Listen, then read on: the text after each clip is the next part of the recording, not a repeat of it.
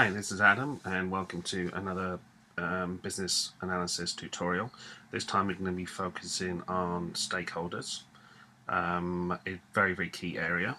They make up a lot of the equation of people that you'll be working with as a business analyst, or already do. The other side being obviously developers.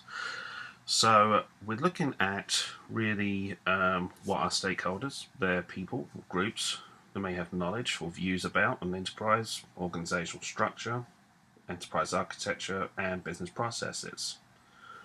Organizations may have stakeholders of different types. They could be internal executives, they could be subject matter experts, business users, for example here, executives. We've got suppliers and partners, of course, as well.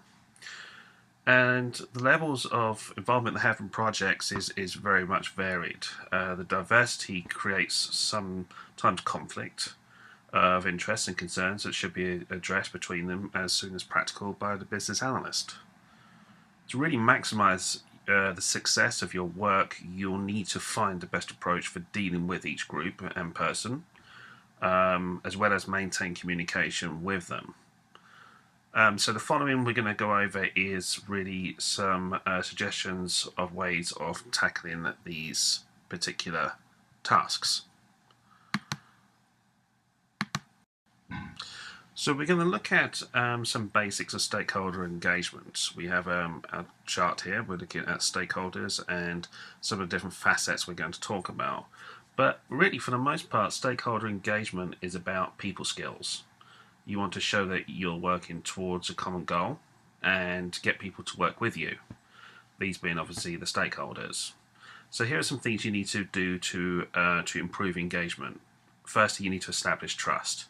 Find something in common and use it to build up the relationship. Create a foundation, that is. Show that you want to help and are interested in solving their problems.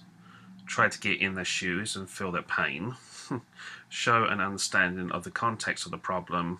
Engage people in the project and keep the communication going to show progress and get timely feedback. Now, the diagram here shows what to take into account when interacting with stakeholders. You'll need to collect and keep track of some information along the way. You need to meet with stakeholders, identify their expectations, but that's this section here, and look for the degree of tolerance for changes to those expectations. You need to determine stakeholders' requirements to a level of detail required really to be communicated.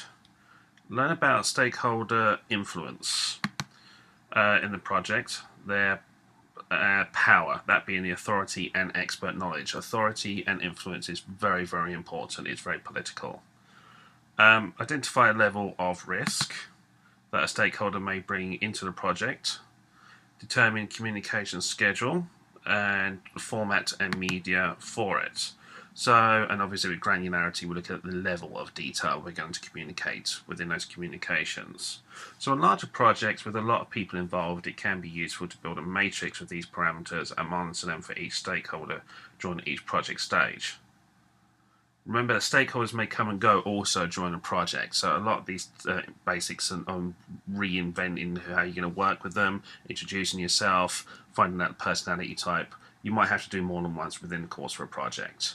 It's a pain, but a necessary evil. So now we're going to talk a little bit about stakeholder engagement pooling. Oops, sorry about that.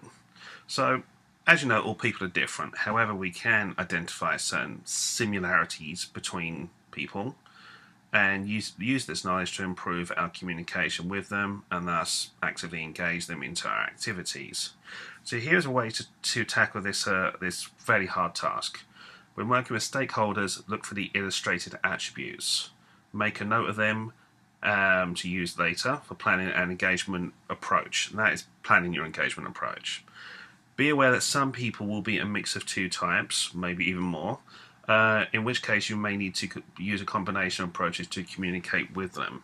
But basically you identify 4 different personality types, And you can see the bullet points here. The futurist is somebody who obviously looks forward to the future. It's all about, it's skipping the implementation details, not really worried about the granularity or being very anal on a project. They want to act fast, lots of energy, visionary, and prefer an informal style of work. The follower leads us to say relaxed, happy with own routines, doesn't like change. They're hard to engage. They're fairly detail oriented. They want justification for those changes, of course, and they'll ask to express opinions. These are the people that I usually find I sell my ideas across to them as their own ideas. That being, for example, I take what they take as a viewpoint.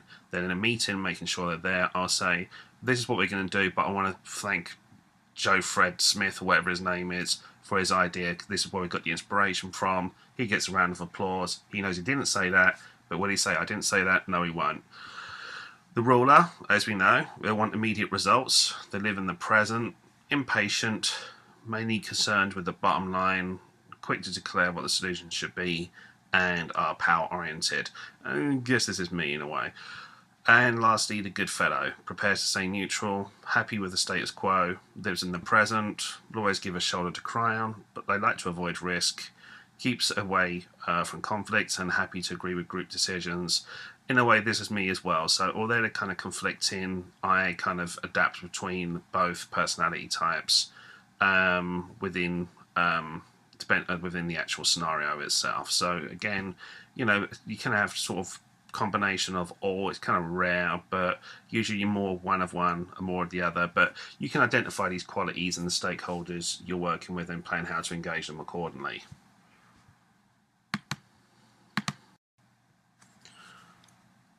As you probably know already, stakeholder engagement shouldn't just cease after the project has been greenlit. It's a continuing process throughout the course of a project, and so there is a stakeholder engagement action plan we have. This is based upon my own experience in the field, and along the project timeline, as you see here, from beginning to end, we have the engagement path from initiate, explore, evaluate, engage, collect, analyze, key, map, recombine, and present. And of course, you have your satisfaction review at the end of the project with your stakeholders to make sure they're obviously satisfied, and you take away those experiences in your lessons learned plan. But from here, we can see what the types of interaction should be from the planning the meeting, from the initiation, and some of the obviously discussions and information points we are looking to achieve with those communications, from identifying affected areas of the changes, observing stakeholders, stakeholder influence. We've already talked about that, identifying, building trust, and then we moved on to explore.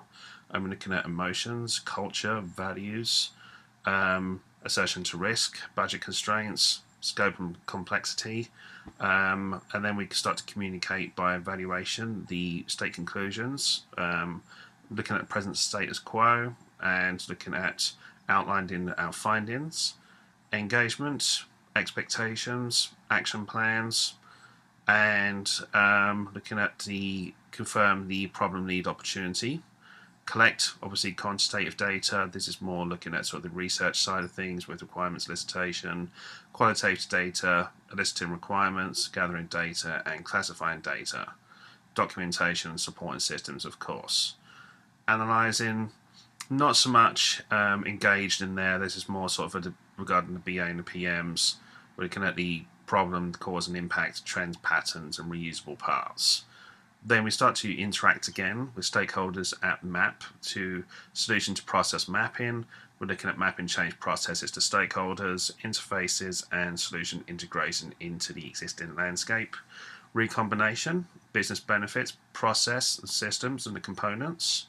And we're then looking at the present situation, which is the obviously to be scenario of the solution, component design, solution options, business benefits.